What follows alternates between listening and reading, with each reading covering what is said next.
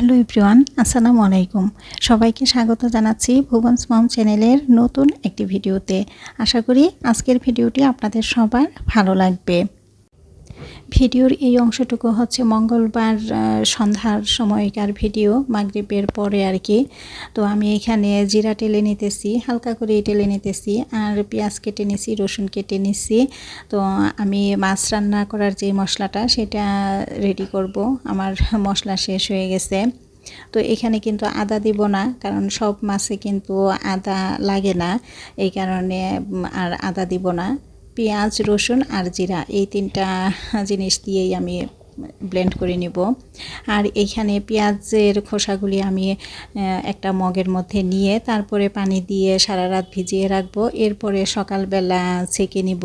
এটা আমার যে ফুলের গাছ আছে সেই ফুলের গাছের মধ্যে দিলে দেখা যাবে যে ভালো একটা সার হিসাবে কিন্তু কাজ করবে। এরপরে এই যে আমি ব্লেন্ড করে নিলাম, তো 3টা বক্সের মধ্যে রাখলাম। এটাতে দেখা যাবে আমার বেশ অনেকটা দিনই কিন্তু চলে যাবে। তো মশলা দেখা যায় যখন করি এরকম অনেকটা একসাথেই করি, দেখা যায় যে অনেক দিন চলে যায়। আর এখন হচ্ছে আজকে সকালবেলা, তো সবাইকে শুভ সকাল।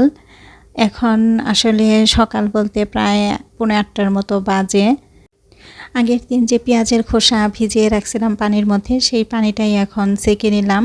তো পানিটা আমি একটা এরকম কৌটার মধ্যে রেখে দিলাম। এটা আসলে একটা পানির পট ছিল, তো এটা তো আর এখন ইউজ করি না, এই কারণে এই পানিটা এখানে রেখে দিলাম। আর এই পানিটা যদি প্রতিদিন গাছে দিই, গাছে কিন্তু অনেক ভালো একটা সার পায়। এই একটা কৌটা ভরে কিছু পানি বেশি হয়েছে, সেই পানিটা এখন আমি গাছে দিয়ে দিব।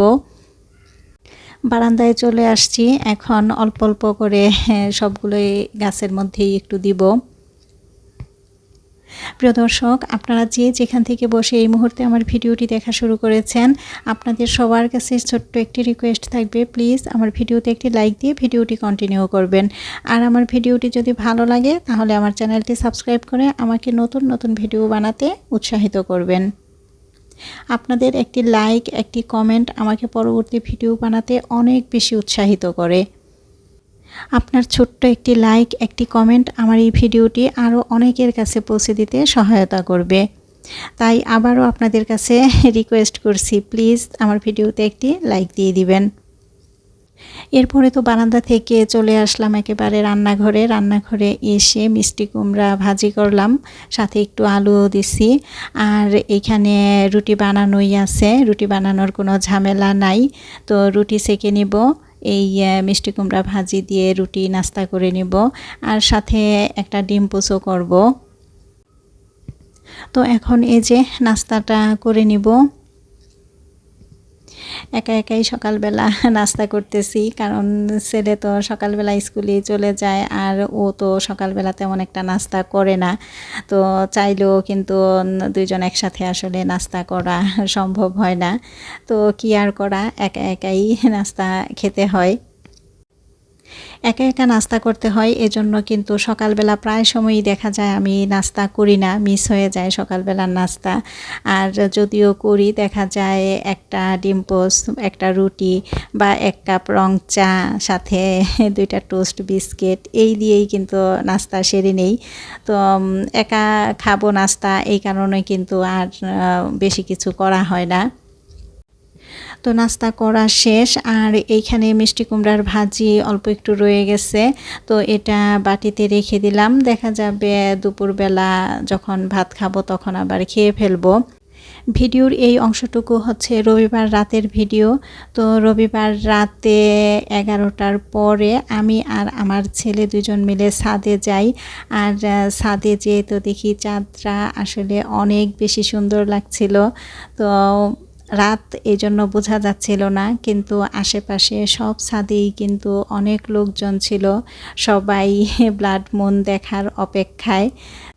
তো আমরা দুজনও গিয়েছিলাম ছাদে এই ব্লাড মুন দেখার জন্যই, কিন্তু আসলে ঘুমের জন্য আমরা আর শেষ পর্যন্ত দেখতে পারি নাই। আমরা 12টা পর্যন্ত থেকে পরে নিচে চলে আসি।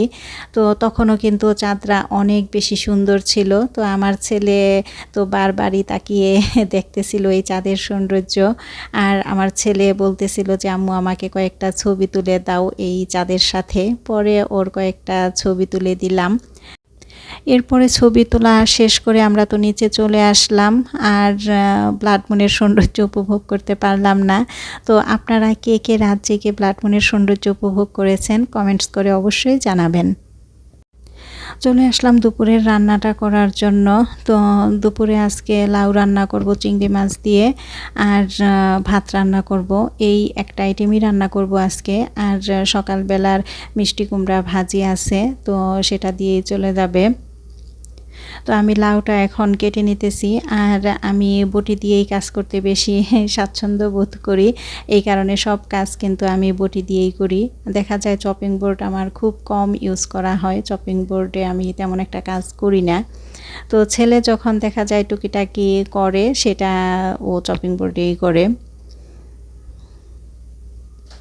আর আমি এখন এই যে লাউটা রান্না করে নিতেছি। লাউটা আজকে আমি সরিষার তেলে রান্না করব। তো সরিষার তেলের মধ্যে আমি মশলা দিয়ে মশলাটা একটু কষিয়ে নিতেছি। মশলাটা কষানো হয়ে গেলে তারপরে চিংড়ি মাছ দিয়ে দিলাম। আর লাউ রান্না করতে তো আসলে বেশি মশলা লাগে না, হালকা মশলা দিলেই চলে। আমি যতটুকু মশলা দিছি আমার মনে হচ্ছে যে বেশি হয়ে গেছে, আরও হালকা মশলা দিলেও হয়। তো লাউ দিয়ে দিলাম, লাউটা দিয়ে তারপরে কিছুক্ষণ পরে আবার এই যে নাড়াচাড়া করে দিতেছি। আর বাড়তি কোনো পানি দিব না, লাউ থেকে তো অনেকটা পানি ওঠে, এই যে অনেকটা পানি কিন্তু উঠে গেছে, এই পানিতেই হয়ে যাবে। কাঁচামরিচ দিয়ে দিলাম, আর এখন দিয়ে দিলাম শাক মশলা। এই শাক মশলাটা দিলে কিন্তু লাউয়ের টেস্ট অনেক বেশি বেড়ে যায়। তো লাউটা কিন্তু হয়ে আসছে, তো নামানোর আগ মুহূর্তে আমি এই শাক মশলাটা দিয়ে দিলাম। ধনেপাতা দিয়ে দিলাম, আর এই ধনেপাতাটা কিন্তু আমার ফ্রোজেন করা ধনেপাতা।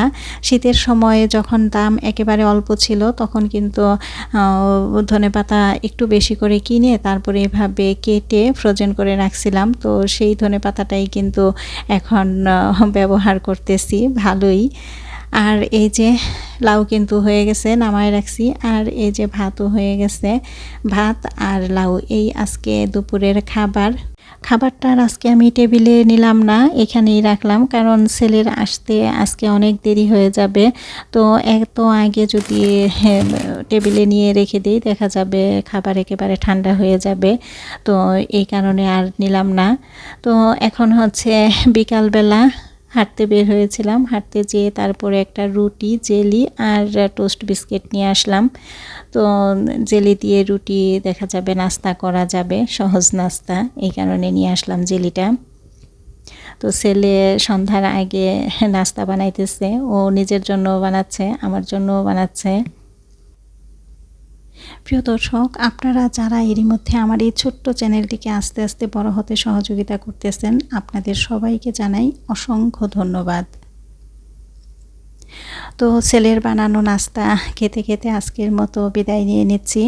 দেখা হবে অন্য একদিন নতুন একটি ভিডিও নিয়ে। আশা করি সে পর্যন্ত সবাই ভালো থাকবেন, সুস্থ থাকবেন। আল্লাহ হাফেজ, আসসালামু আলাইকুম।